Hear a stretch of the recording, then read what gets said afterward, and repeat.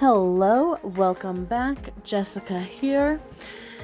So today I am going to be doing a kind of nail repair. I broke my nail there on my middle finger, so I need to repair that. So this video is going to be a little bit heavy on the filing. Now, where it broke, because I do the tips and I do like the overlay of dip powder on them, there is still dip powder left on my natural nail, so that is what I am currently filing off.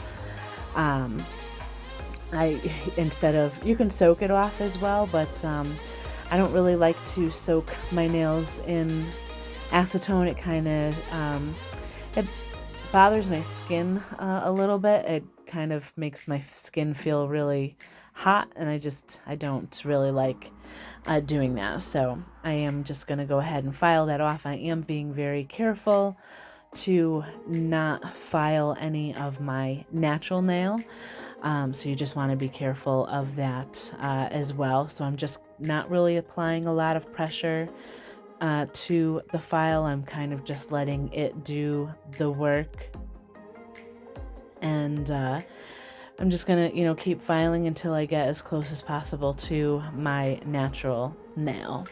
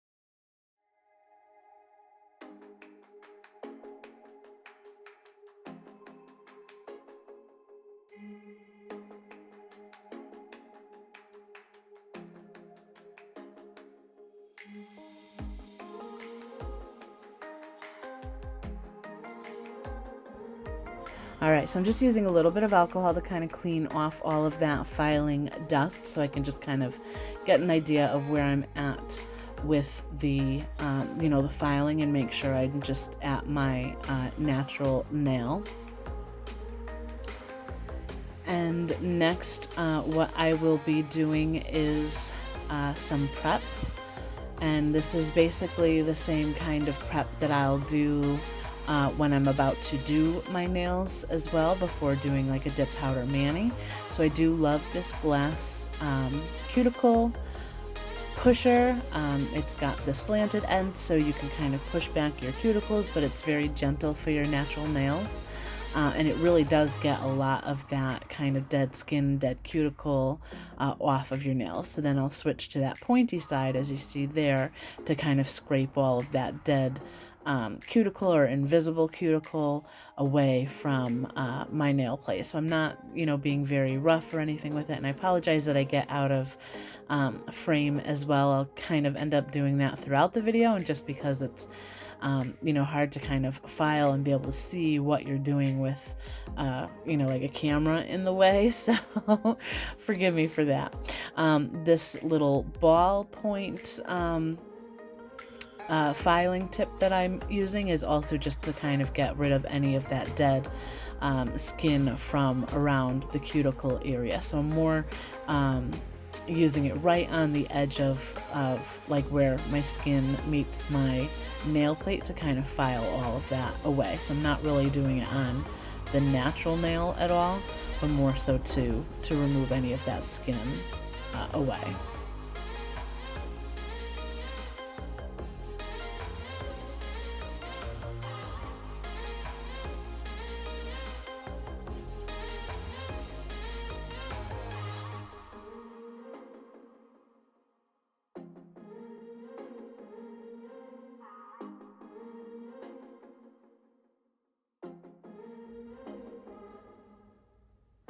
All right, and I'm just using my emery board, my file here, to kind of shape up that free edge. It was a little bit uneven from when it broke, so that's basically all that I'm really doing, is just making sure that that's as even as possible, so there's not any, kind of gaps or areas that I need to worry about lifting from the tip when I glue that on.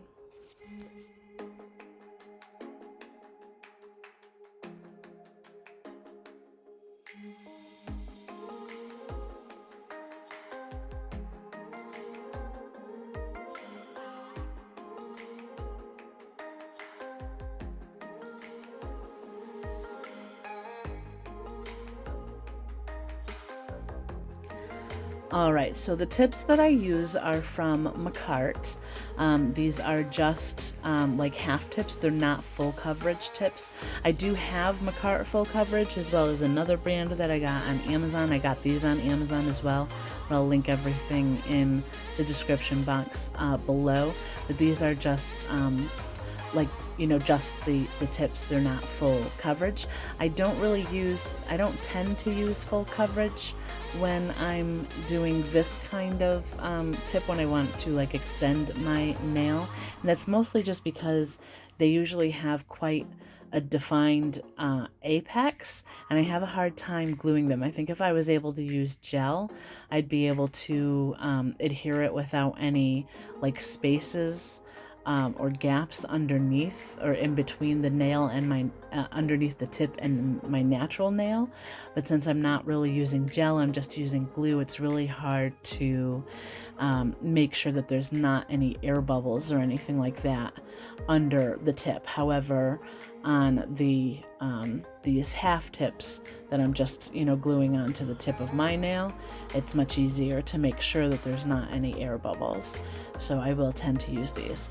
So I am using that cone-shaped bit. I'm just going to etch where the fake tip, the acrylic tip, is going to meet my natural nail. I'm not going to etch the whole entire tip or anything like that, but I just want to give it a little bit of an etched surface to help the glue adhere even better to not only my nail, but the tip itself. So just giving it that extra kind of rough surface for gluing it on.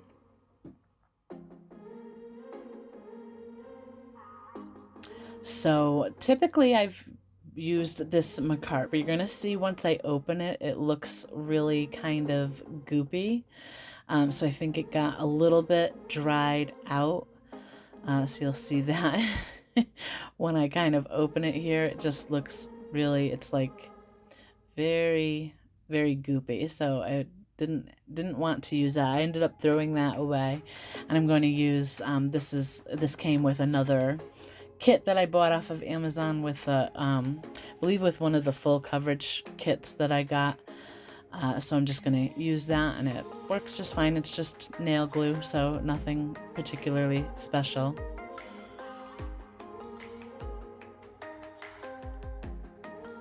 And I use my little nail stand there, and I'm sorry again that I'm out of frame, but I use my little nail stand there just to try to make sure that I have the tip on straight as possible.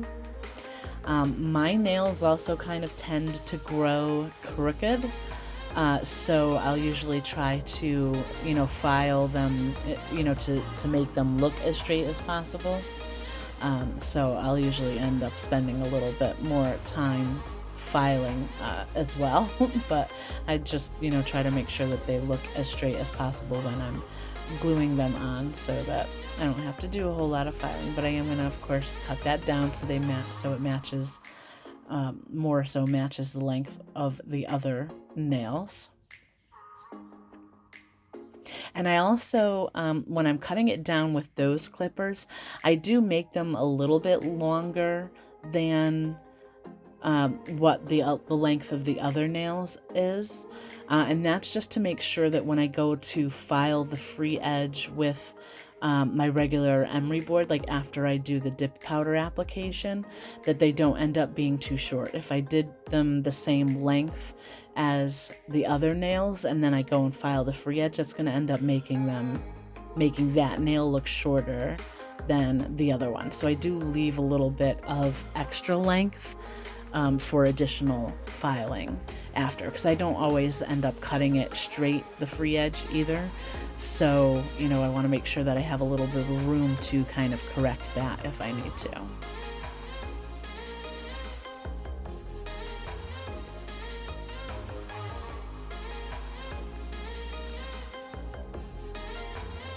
And here I'm just using that same cone bit to kind of smooth out the edge of the tip where it meets my nail. I'm using kind of the thicker part of the barrel of the tip. I'm not running that really across my natural nail at all. I'm just kind of trying to smooth out that little edge as much as possible and the little corners, so that they're not going to cause any problems after I, you know, apply the dip powder.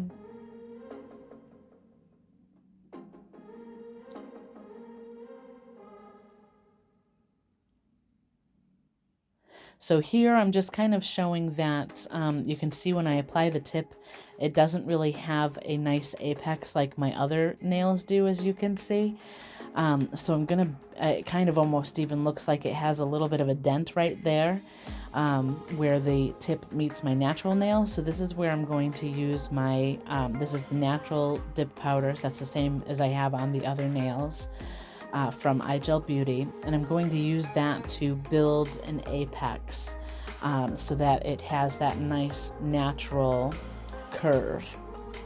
So I'm going to use my Virgo Gem base coat, and it's going to be probably a little bit of hard to see because I'm right at the edge of the frame there, so I apologize, but I'm just doing a thin strip a little bit above, not all the way back to my cuticle, but a little bit above where the nail tip is glued to my natural nail, straight down to the free edge. So you can see here that strip a little bit better after I apply the dip powder.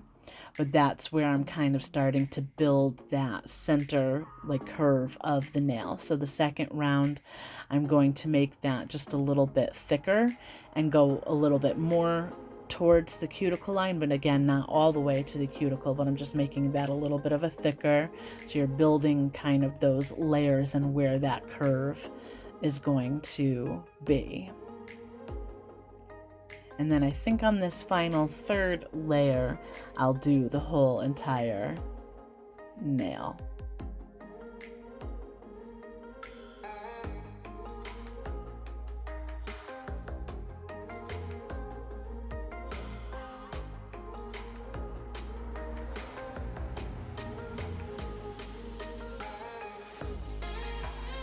So that was the whole entire nail. I'm going to go ahead and dust that off. And then I'll show you that it looks like it has a much nicer curve and apex than it did before I applied the dip powder. And this also kind of helps to give my nails a little bit of strength as well in between mani. So a lot of times I'll do the peel base over this and then do a dip powder mani, and then in between manis, you know, I can walk around with the tips and not really be as afraid of breaking them. So you can see that has a much nicer curve than it did before.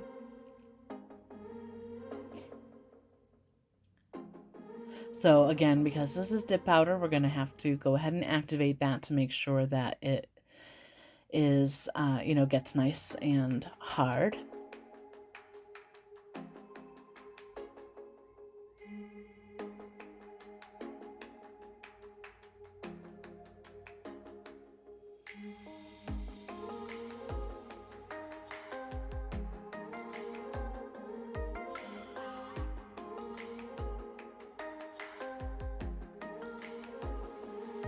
All right, so here I'm just going to, as I said, you know, shape that. So this is where I left a little bit of that extra length, but I want to make sure that I have the same or similar, you know, shape as I do on the other nail. So I do like the square kind of tip, but I do kind of taper it in a little bit towards the free edge, so it's not quite a coffin shape. I guess it would be more like a tapered square type of shape that I kind of like on my nails. So I just want to kind of taper the sidewalls in a little bit, and then I'll just straighten out that free edge and make sure it's the same length as the other nails.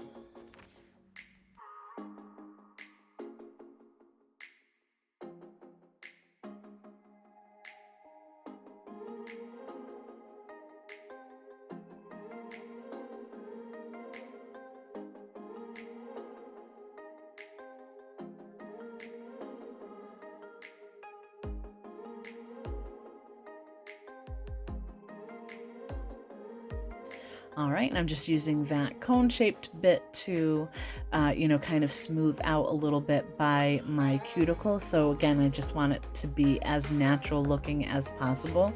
I also want to make sure that when I do go in to do a dip powder mani, that there's not a whole lot of bulk there, because I don't want the dip powder mani to end up looking really super thick and bulky on my nail.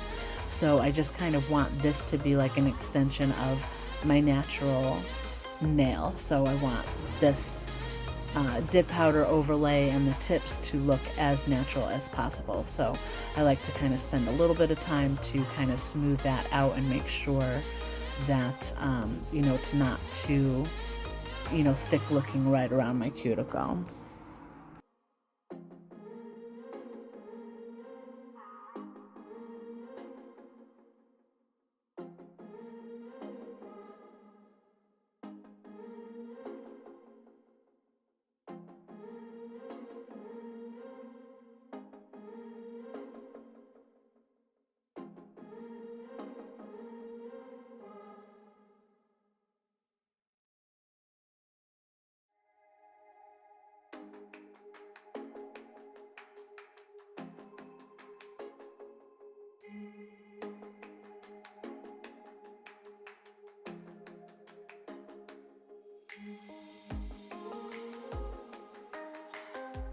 All right, so final step here is just going to be using some alcohol to clean off all of that filing dust.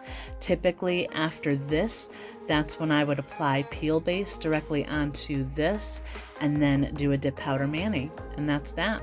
So until next time, bye for now.